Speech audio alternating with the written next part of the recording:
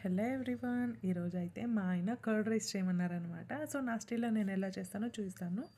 So ముందుగా రైస్ని అయితే నీట్గా వాష్ చేసుకునేసి ఈక్వల్ పోర్షన్లో వాటర్ వేసేసి కొంచెం ఉప్పు వేసేసి కుక్కర్లో పెట్టేసుకున్నాను. ఒక 2 విజిల్స్ వదిలితే మంచిగా ఉడికింటుంది. ఇప్పుడు తిరగబాతు కోసం అయితే కొద్దిగా ఆయిల్, ఒక్క స్పూన్ అంతే, సాసులు, జీలకర్ర, కొన్ని మెంతులు, ఎండుమిర్చి, పచ్చిమిర్చి, కరివేపాకు, ఇంగు కొంచెం ఎక్కువ వేసుకుంటా. ఫ్లేవర్ చాలా అంటే చాలా బాగుంటుంది. ఇలా మొత్తం వేయించుకున్న తర్వాత దీనైతే సపరేట్గా పెట్టేయాలన్నమాట. చల్లారే వరకు వేసుకోకూడదు. ఇక్కడ చూడండి, గడ్డ పెరిగి ఇంట్లో పేరు పెట్టిండేది ఎంత బాగుందో కదా. సో వేడిగా ఉన్నప్పుడు వేసామంటే పెరుగులో ఉండే గుడ్ బ్యాక్టీరియా అంతా చనిపోతుంది. సో అందుకే చల్లారిన తర్వాత వేసేసి తగినంత ఉప్పు కూడా వేసేసి కలిపెట్టేశాను. ఇంకా రైస్ కూడా కుక్కర్లో పెట్టాను కదా, విజిల్ వచ్చేసింది. ఇప్పుడు దీనంతా కొంచెం మ్యాష్ చేసుకుంటున్నాను. సో దీన్ని మ్యాష్ చేసుకుని చేస్తేనే టేస్ట్ అద్భుతంగా ఉంటుంది.